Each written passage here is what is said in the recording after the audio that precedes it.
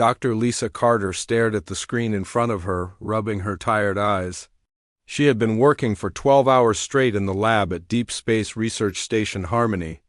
The coffee in her cup had gone cold hours ago, but she did not care. What she was seeing on her computer made her forget about everything else. The energy readings were unlike anything she had ever seen before. The signal was coming from the center of the galaxy, millions of light years away.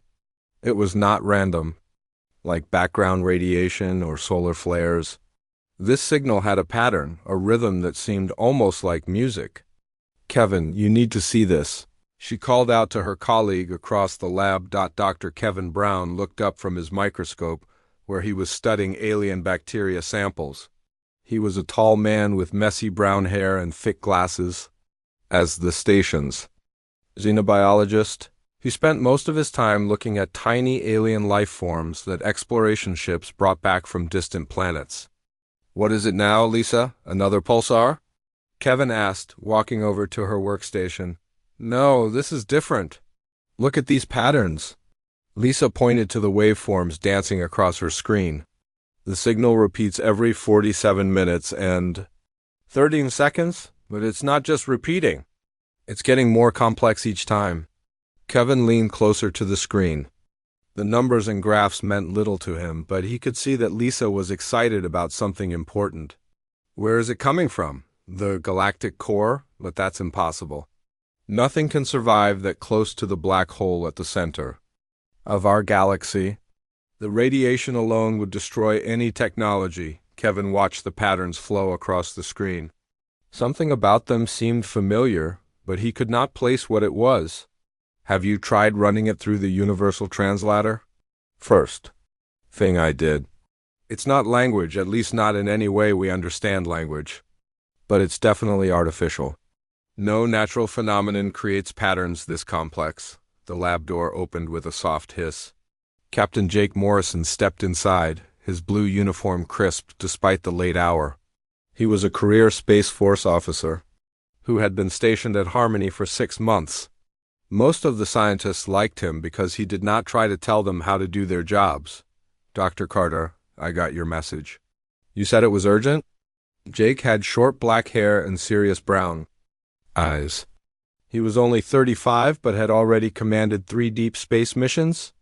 "Captain, we've discovered something that might change everything we know about the galaxy."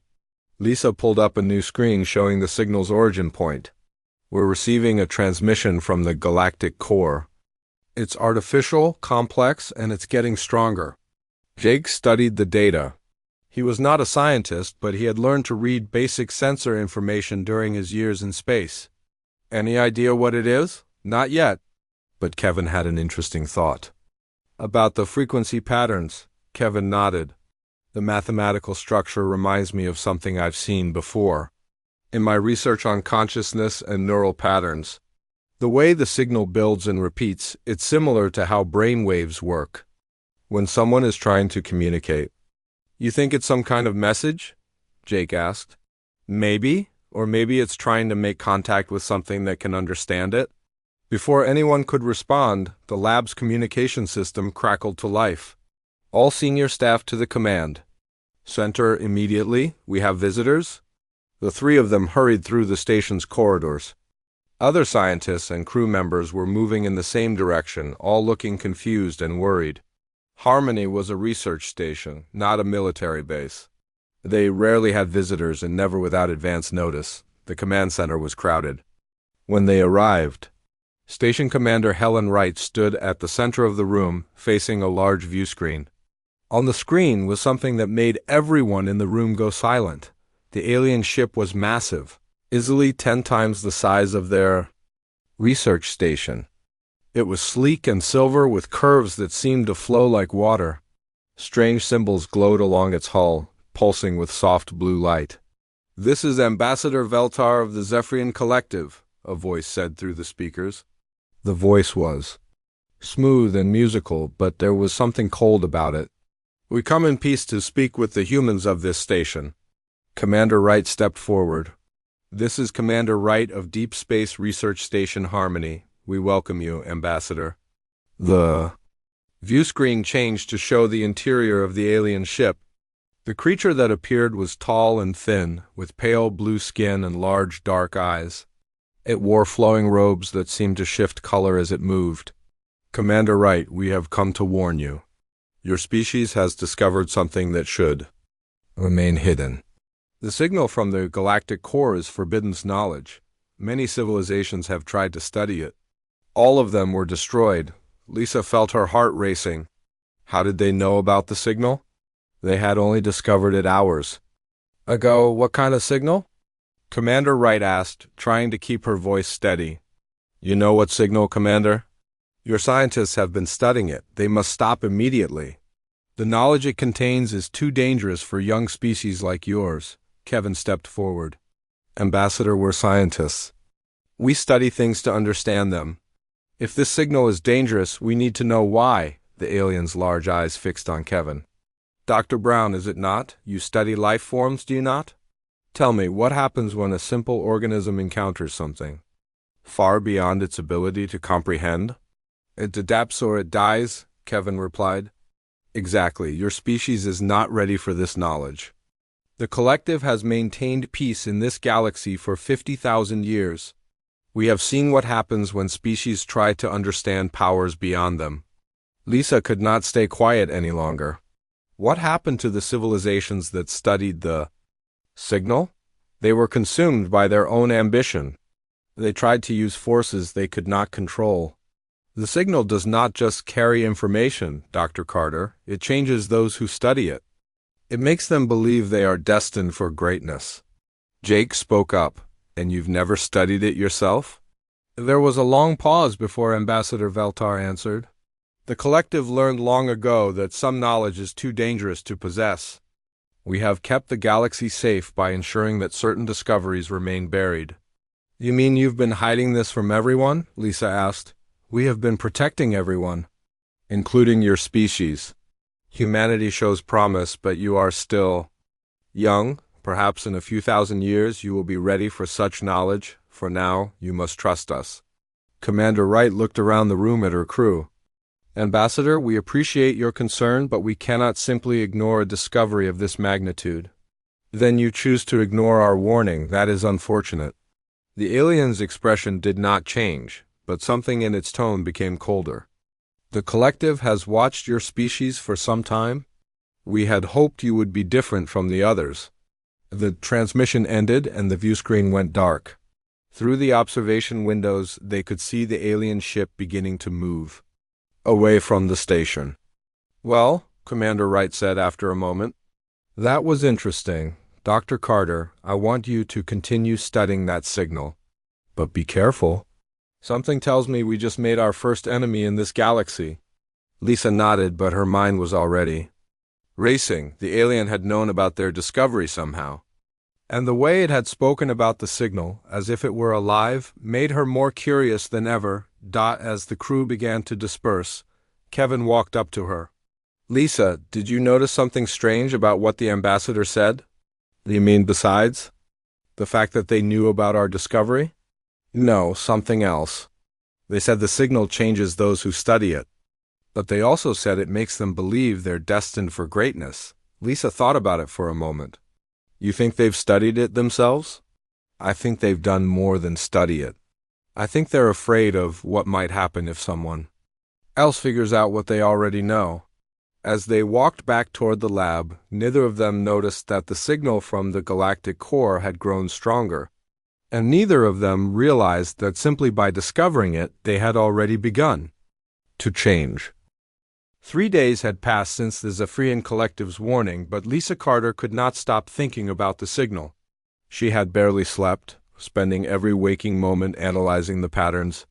The more she studied them, the more convinced she became that they were not random. You look terrible, Kevin said as he entered the lab with 2 cups of coffee. When was the last time you went to your quarters? Lisa accepted the coffee gratefully. I think I slept for 2 hours yesterday. Kevin, look at this. She pulled up a new analysis on her screen. The signal isn't just getting stronger. It's responding to our scans. What do you mean responding? Every time we focus our sensors on it, the pattern changes slightly. It's like it knows we're listening. Lisa rubbed her tired eyes. I've been thinking about what the ambassador said. About the signal changing those who study it. Kevin sat down beside her. And? What if that's not a bad thing? What if the signal is trying to communicate, and the collective is afraid of what it might tell us? Before Kevin could answer, Captain Jake Morrison walked into the lab. He looked around to make sure no one else was listening, then closed the door behind him. I need to talk to you both, Jake said in a low voice. Command has ordered me to stop all research on the signal. They want to follow the collective's advice and forget we ever found it. Lisa stood up quickly. They can't do that. This could be the most important discovery in human history. I know. That's why I'm here. Jake looked at both of them carefully. What I'm about to tell you could get us all in serious trouble. My ship, the USS Meridian, is scheduled for a routine patrol mission tomorrow. Our route takes us toward the outer rim, but we could make a small detour. To where? Kevin asked. The galactic core. The source of your signal. Lisa felt her heart racing. Jake, that's disobeying direct orders. You could lose your command. Some things are more important than following orders. If this signal is as significant as you think, we need to know what it is before the collective decides to silence us permanently. Kevin frowned. What do you mean, silence us? 3 other research stations have gone dark in the past month. All of them were studying unusual energy readings. The official reports say equipment failures, but I've seen the classified files. Their last transmissions all mentioned the same thing you found. Lisa sat down heavily. They're destroying anyone who gets too close to the truth, which is why we need to act fast. My crew is small but trustworthy. Amy Rodriguez is my pilot, and she's the best navigator in the fleet. Tony Walsh is our engineer, and Beth Johnson handles communications. They all volunteered when I told them what we might be facing. When do we leave? Lisa asked. Tomorrow at 0800 hours. Pack light and don't tell anyone where you're going. As far as the station knows, you're taking a few days of personal leave.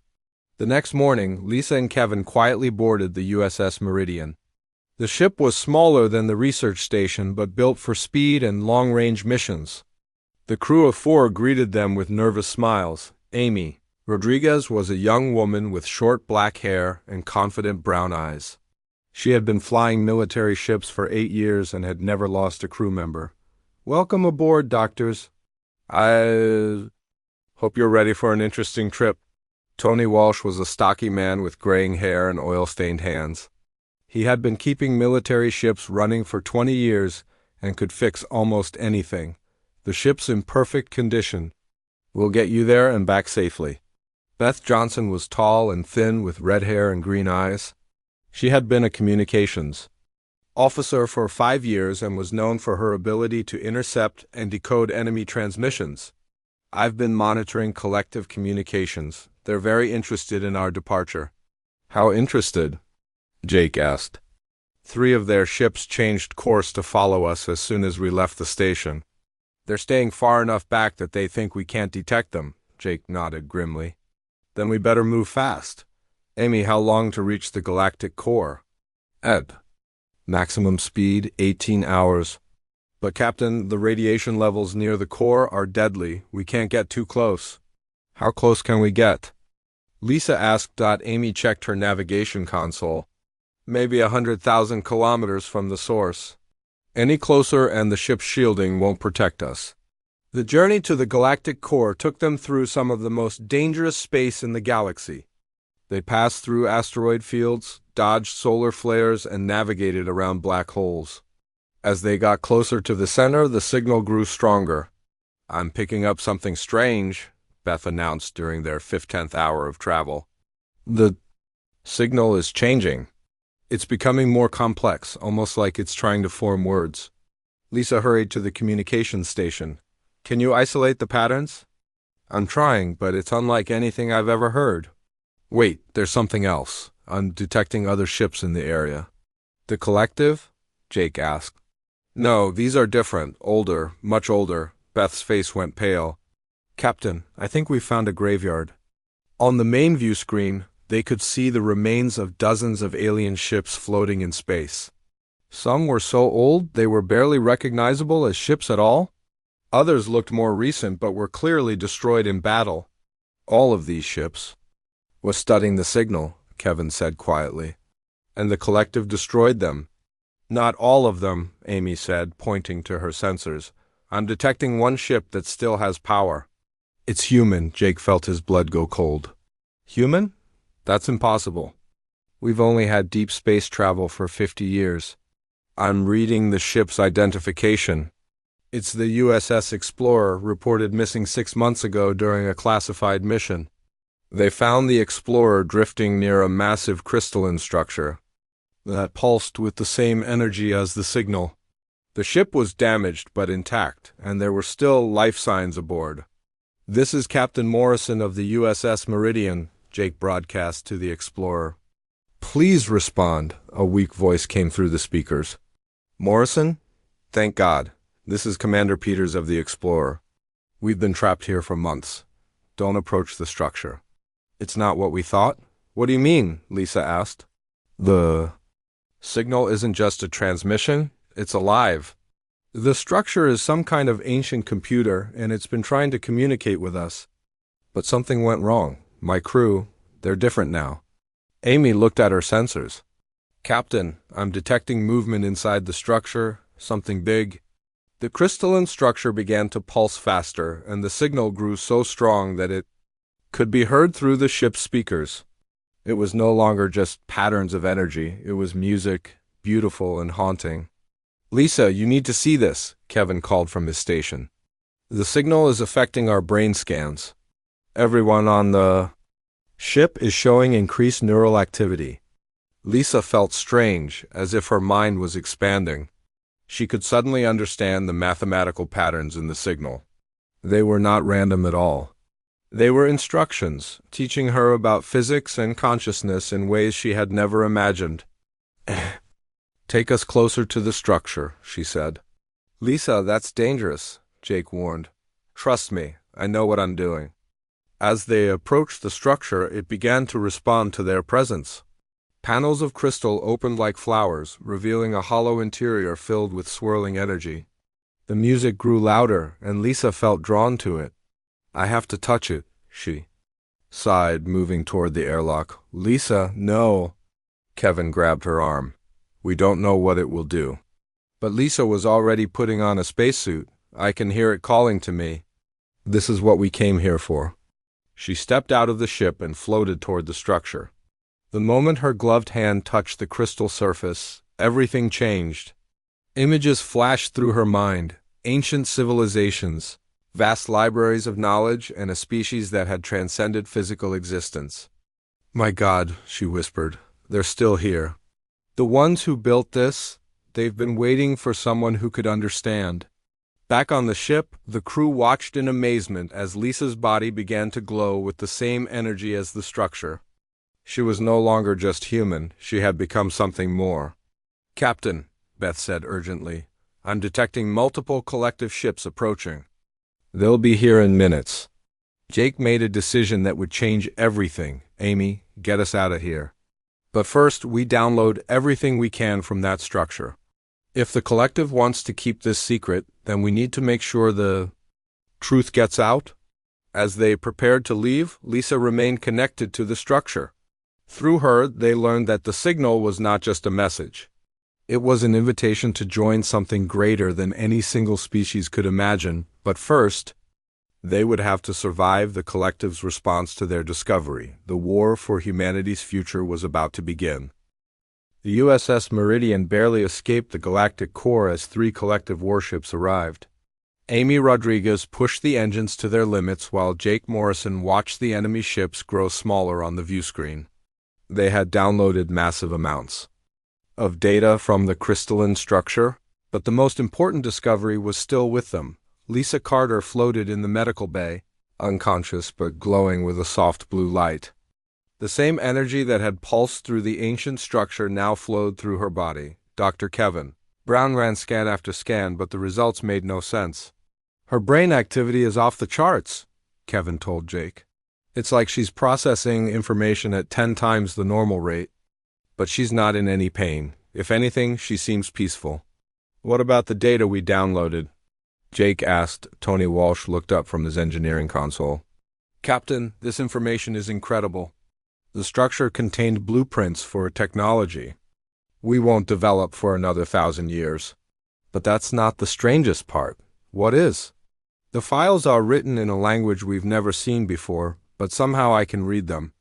Ever since we left the structure, I've been able to understand things that should be impossible.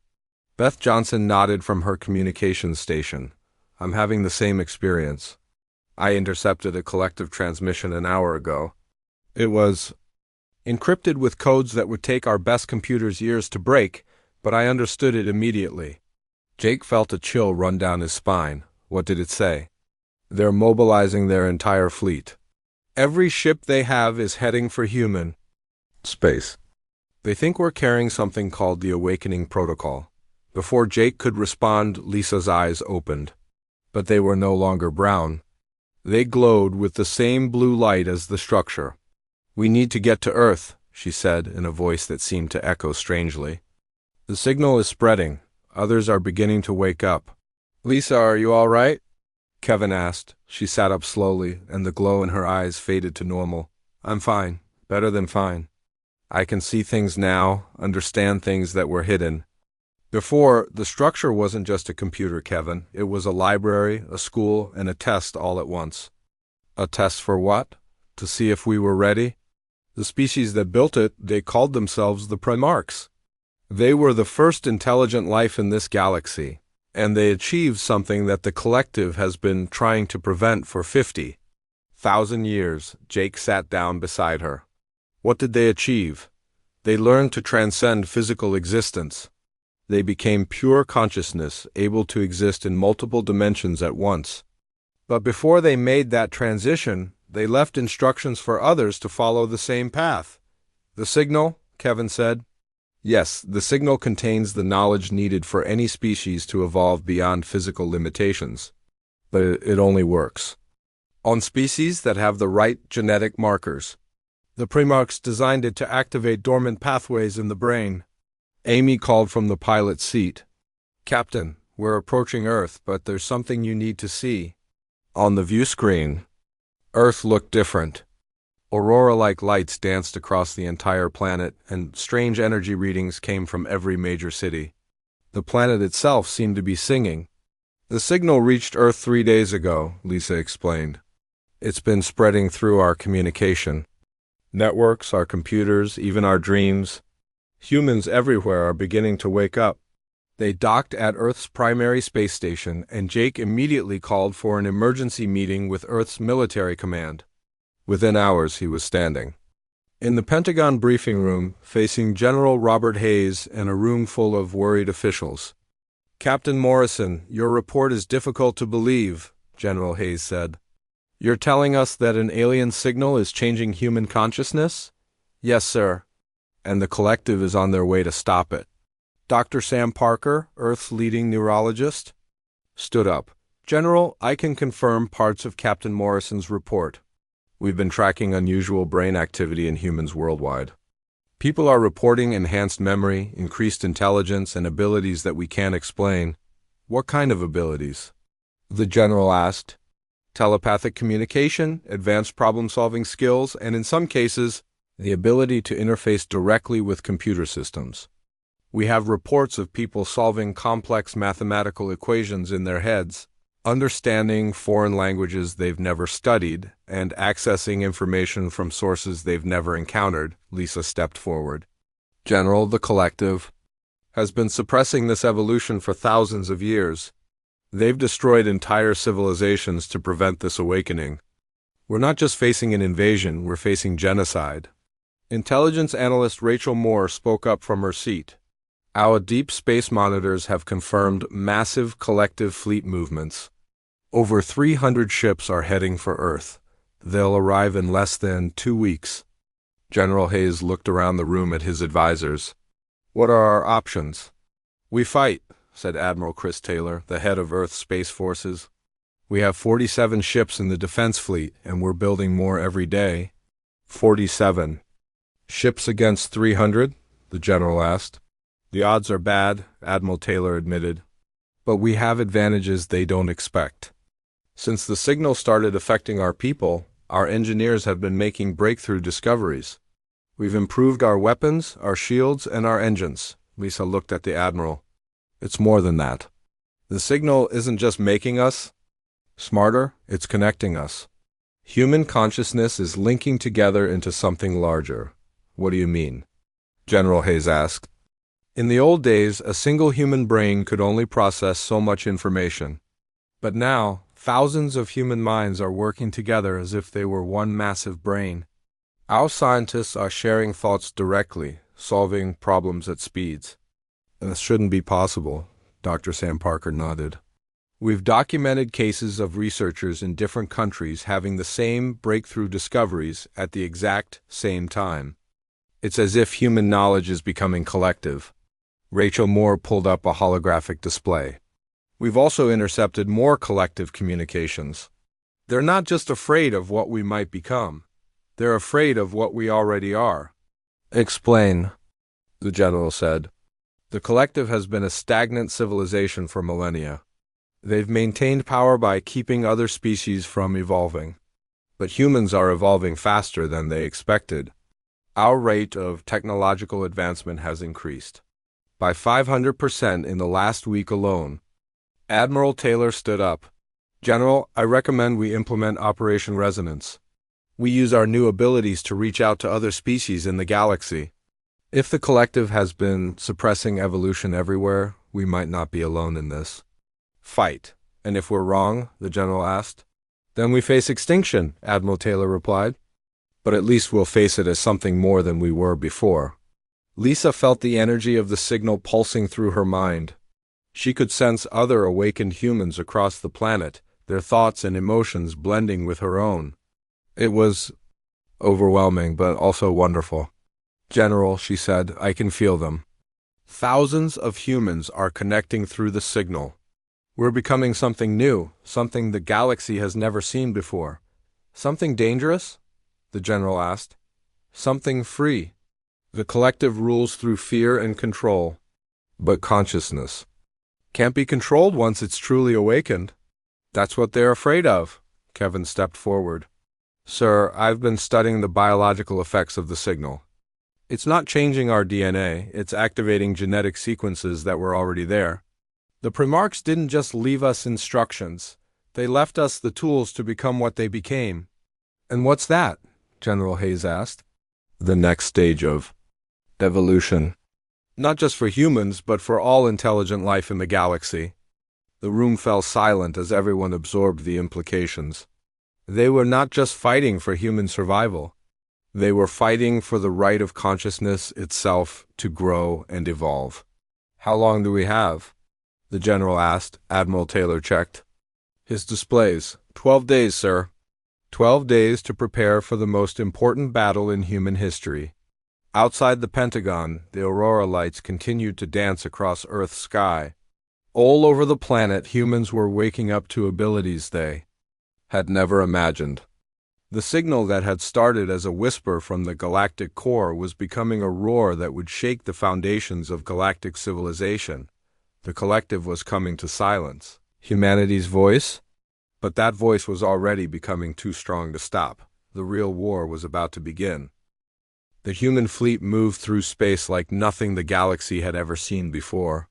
Admiral Chris Taylor watched from the bridge of the flagship USS Liberty as 47 ships spread across 3 star systems, each one heading for a different Primarch site.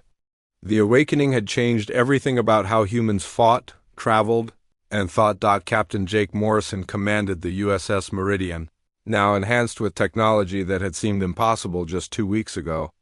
His crew worked in perfect harmony, their minds connected through the signal that continued to grow stronger each day. They could anticipate each other's actions, share complex thoughts instantly, and solve problems that would have taken hours in mere minutes. Jake, we're approaching the second site, Amy Rodriguez announced from the pilot's seat. Her hands moved over the controls with fluid precision, but her eyes were closed. She was navigating by feeling the pull of the Primarch signal rather than reading instruments. Any sign of collective forces? Jake asked. Beth Johnson. Her red hair, now showing strange blue highlights from prolonged exposure to the signal, shook her head. They're trying to reach the sites before us, but they don't understand how to track the signal properly. We can feel where the structures are. They have to search. On the engineering deck, Tony Walsh worked on modifications that would have been impossible for any human to understand a month ago. His hands moved over alien blueprints as if he had been reading them his entire life. The ship's engines now ran on principles that combined human engineering with Primarch science. The new drive system is ready, he reported. We can now travel between star systems in hours instead of days. Jake nodded. The awakening had given humans capabilities that terrified the collective, but it had also connected them to something larger than any single species. Through the signal, Jake could feel the presence of other awakened humans across the galaxy, all working toward the same goal. Dr. Lisa Carter stood in the ship's modified laboratory, no longer fully human but not yet something else entirely. The blue glow in her eyes had become permanent, as she could access the Primarch knowledge directly. She was becoming a bridge between what humanity had been and what it was becoming. The second sight is different from the first, she told Jake. This one is designed to enhance our physical capabilities. If we can activate it, humans will be able to survive in environments that would kill us now. And the third sight? Jake asked. That one is the most important. It contains the final key to transcendence. But it's also the most dangerous. If the collective reaches it first, they might be able to destroy all the progress we've made. Meanwhile, across the galaxy, Captain Maria Gonzalez led her own fleet toward the third site. Her ship, the USS Horizon, carried Dr. Kevin Brown and a team of awakened scientists who had volunteered for the most dangerous mission of all. The collective is learning, Kevin reported as he studied their tactical displays.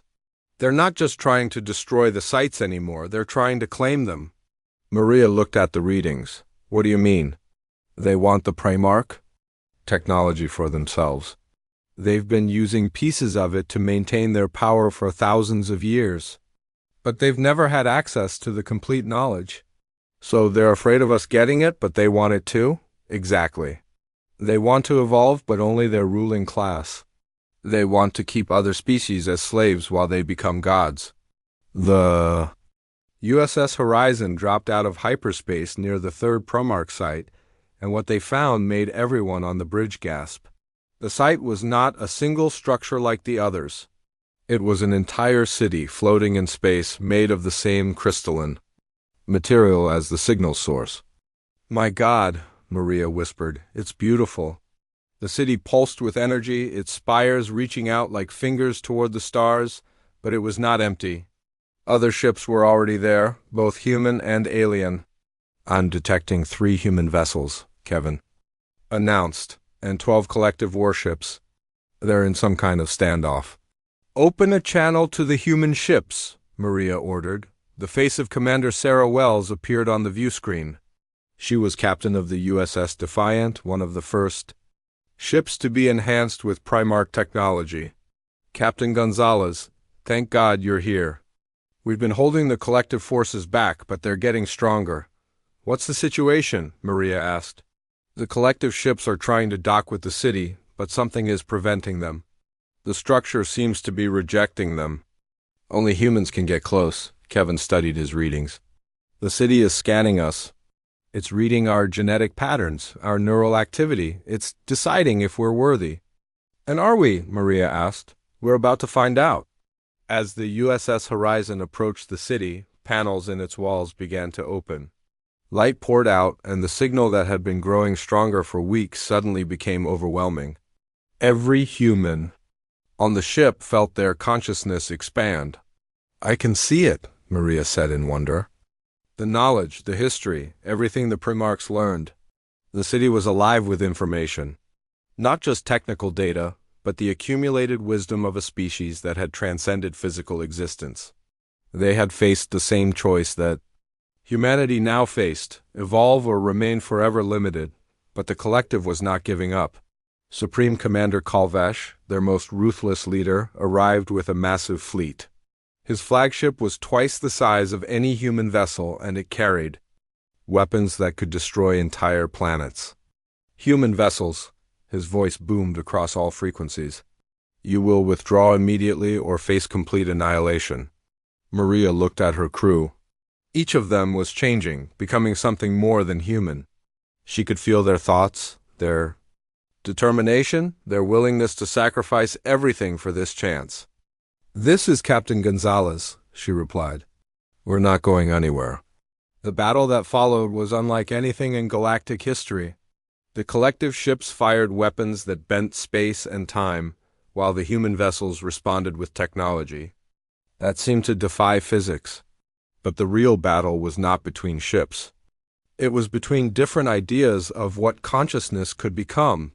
Amy Rodriguez, now connected to the Primarch city through the signal, found that she could control space itself. She moved her ship through dimensions that the collective couldn't even perceive. Tony Walsh discovered that he could repair damage to the ship by thinking about it. As if matter itself responded to his will, the awakened humans were not just fighting for survival. They were fighting for the right to evolve. And evolution, once begun, was impossible to stop. As the battle raged, the Primarch city began to sing. The same haunting melody that had first drawn Lisa to the signal now filled the space around them. But this time it was not just a call. It was a celebration. Other species across the galaxy began to respond. The collective had suppressed them for millennia, but now they could hear the song of awakening. One by one, alien vessels began to appear, not to fight the humans but to join them. The Zephyrian who had first warned them, Ambassador Valtar, appeared on their communications screen, but he was different now. His eyes glowed with the same blue light as Lisa's. "Humans," he said, "you have done something we thought impossible. You have restarted evolution itself. The younger members of our species choose to join you." Jake Morrison, fighting his own battle at the second site, felt the change ripple across the galaxy. The awakening was spreading beyond humanity. Every species that had been held back by the collective was beginning to remember what they could become. "This is bigger than we thought," he told his crew. "We're not just saving humanity. We're liberating the entire galaxy." The collective's ancient grip on power was finally breaking, but their leaders would not surrender easily. The war for consciousness was just beginning, and the final battle would determine whether the galaxy would remain in darkness or step into the light of a new era. The song of the Primarchs grew louder, and consciousness itself began to awaken across the stars. The war had moved beyond ships and weapons. Dr. Lisa Carter stood inside the Primarch city. Her consciousness expanded across multiple dimensions as she accessed the complete knowledge of the ancient species. What she discovered there changed everything she thought she knew about the galaxy. "Jake, you need to see this," she said through their mental connection. Captain Jake Morrison was 3 star systems away, but the awakening had made distance meaningless for communication between humans. Through Lisa's eyes, Jake saw the true history of the galaxy. The Primarchs had not simply transcended physical existence. They had been murdered by the early collective, their bodies destroyed and their consciousness scattered across space. The crystalline structures were not just libraries. They were prisons. The collective didn't just suppress evolution, Lisa explained as Jake's mind reeled from the revelation. They committed genocide on a galactic scale. The Primarchs have been trapped in those structures for 50,000 years, waiting for someone who could free them. Dr. Kevin Brown, working alongside Captain Maria Gonzalez at the main Primarch city, felt the weight of this knowledge settle over him. That's why the signal only affects certain species. The Primarchs encoded their consciousness into genetic patterns, hoping that someday a compatible species would find them. And we're not just compatible, Maria realized. We're their descendants. Humans carry Primarch DNA. The discovery sent shockwaves through both the human fleet and the collective forces. Supreme Commander Kalvesh, leading the collective's final assault, could feel his control over the galaxy slipping away. For 50,000 years, his people had ruled by keeping others weak. Now those others were becoming stronger than the collective had ever imagined. All ships, target the human vessels, Kalvesh commanded. If we cannot stop their awakening, we will destroy them completely. The battle that followed was fought on levels that most species could not even perceive. Amy Rodriguez found that she could move her ship through space by thinking about where she wanted to be. Tony Walsh discovered that he could repair battle damage by convincing the ship's metal that it had never been broken.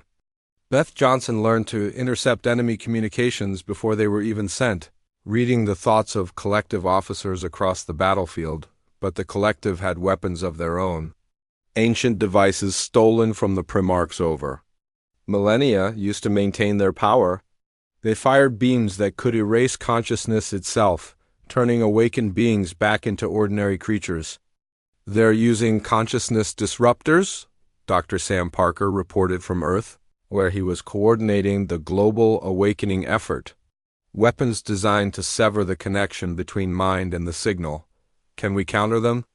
Admiral Chris Taylor asked from his flagship. We're learning. The more humans that awaken, the stronger our collective consciousness becomes. It's like they're trying to drain an ocean with a cup. On the collective homeworld of Velcoran, Rachel Moore led a team of awakened humans on the most dangerous mission of all. They had discovered that the collective's leaders maintained their power through a massive Primarch device hidden in their capital city. If they could reach it, they might be able to end the war without destroying entire fleets. The device is in the center of the city, Rachel explained to her team as they prepared for the infiltration. It's been broadcasting a suppression signal for thousands of years, keeping the younger collective species from awakening. If we can shut it down, half their empire will join us. The team included some of the most advanced awakened humans.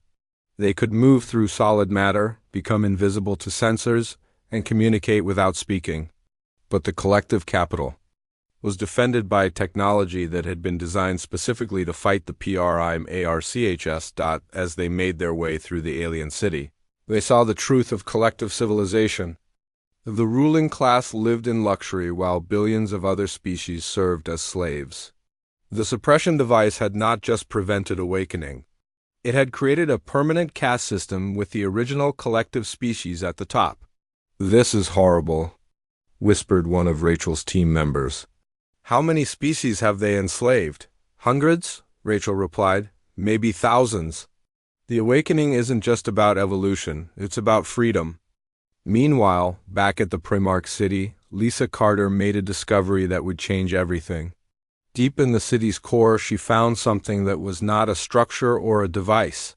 It was a consciousness so vast and ancient that it made her feel like a child. I am the last Primarch. The presence spoke directly into her mind. I have waited so long for one who could hear me. You're alive? Lisa asked. I am the sum of all Primarch consciousness, preserved in this city when our bodies were destroyed. The collective thought they had killed us, but consciousness cannot be destroyed. It can only be transformed. Lisa felt tears streaming down her face. What do you need us to do? What you are already doing. Awaken, evolve, become what we could not finish becoming. But be warned.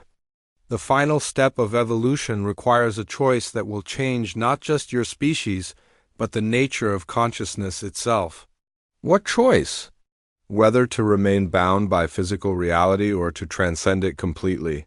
The collective chose to stay physical while using our technology to dominate others. They became powerful but not truly evolved. You must choose differently. Across the galaxy, the war reached its climax as more and more species joined the awakening. The young Zephyrians, led by Ambassador Veltar, turned against their own rulers. The slave species of the collective homeworlds began to remember what they had been before suppression. Even some of the original collective species started to question their leaders, but Supreme Commander Kalvesh had one final weapon. Deep in his flagship, he activated a device that had been built from the remains of the first Primarch city his ancestors had destroyed. It was a consciousness bomb, designed to shatter the mental connections that held the awakening together. "If I cannot rule an evolved galaxy," he declared, "then no one will evolve at all."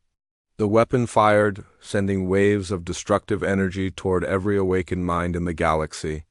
Human consciousness began to fragment as the connections between minds were severed.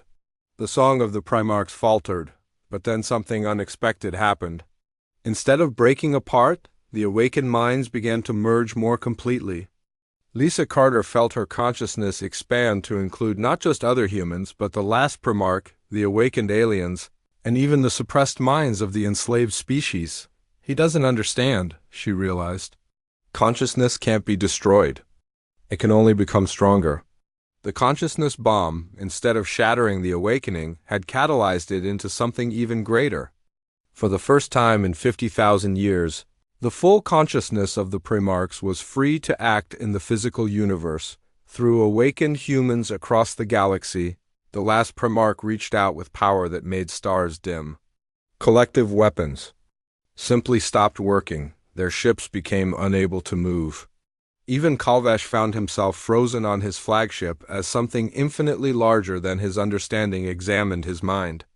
"You have chosen to remain small," the last Primarch spoke through every awakened voice in the galaxy. "But we offer you the same choice we offer all consciousness. Evolve or step aside, but do not stand in the way of those who choose to grow."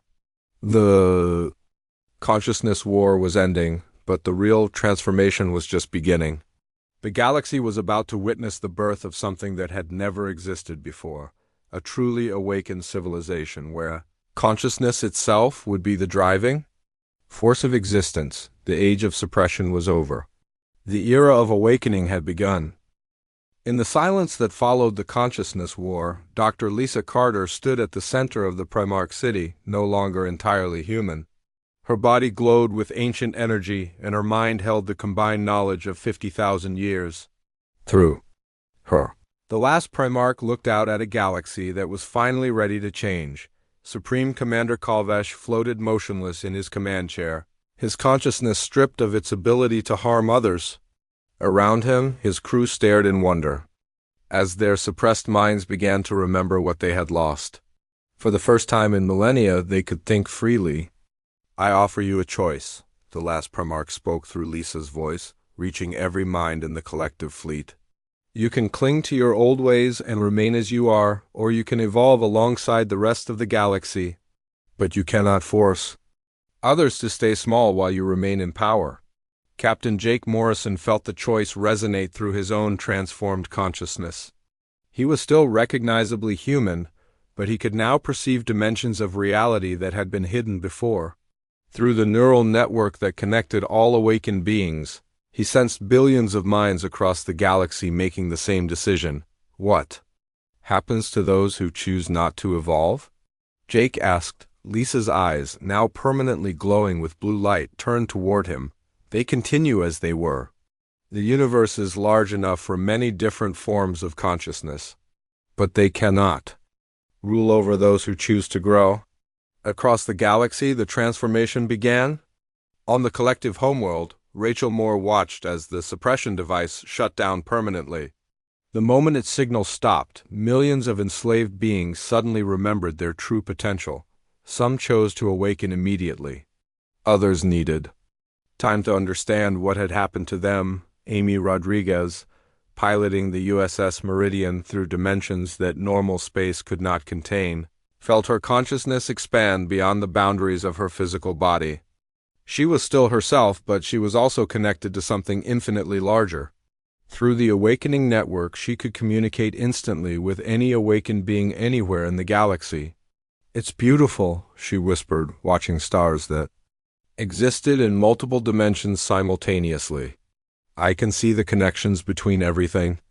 Dr. Kevin Brown, working alongside the former collective scientists who had chosen to join the awakening, marveled at how quickly their understanding was advancing. Problems that had seemed impossible just days ago were now simple to solve. A combination of human creativity, Primarch wisdom, and the unique perspectives of dozens of different species was producing discoveries at an incredible rate. "We're Not just evolving individually, Kevin reported to Admiral Chris Taylor. We're evolving as a collective intelligence. Each awakened mind makes all the others stronger. Admiral Taylor nodded from the bridge of his flagship, which had been transformed by Primarch technology into something that was part ship and part living organism. What about those who chose not to awaken? They're forming their own communities. Some of the collective species want to continue their old way of life, and that's their choice. But they're no longer able to suppress others. On Earth, Dr. Sam Parker coordinated the global effort to help newly awakened humans adapt to their expanded consciousness. Not everyone was ready for the full transformation, and that was acceptable. The awakening was not forced on anyone. The beautiful thing, Sam explained to the United Earth Council, is that consciousness evolution is not an all-or-nothing process. People can choose how far they want to go.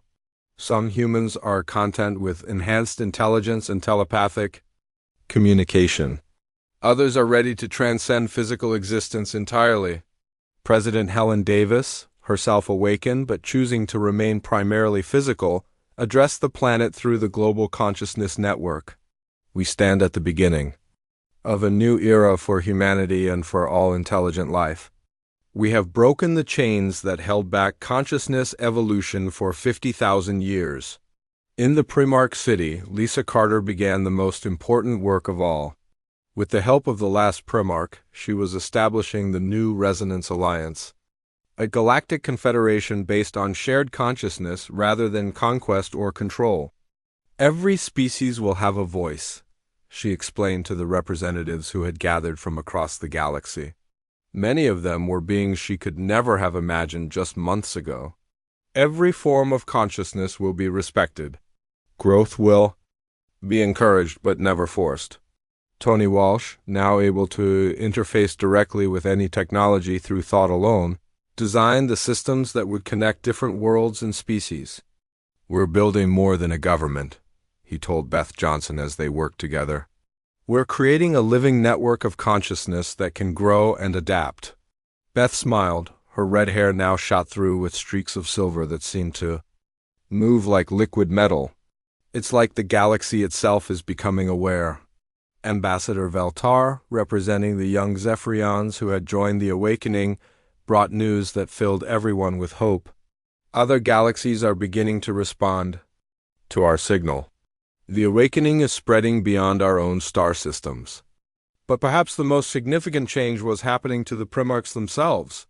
For 50,000 years, they had existed as pure consciousness, unable to interact with the physical universe. Now, through their connection with awakened beings, they could experience physical reality again. We had forgotten the joy of touching starlight, the last Primarch said through Lisa, of feeling the warmth of a sun on living skin. Through you, we remember what it means to be both spirit and flesh. Jake Morrison, commanding a fleet of ships that moved through space by manipulating consciousness itself, discovered new worlds where the awakening signal had already begun to take hold.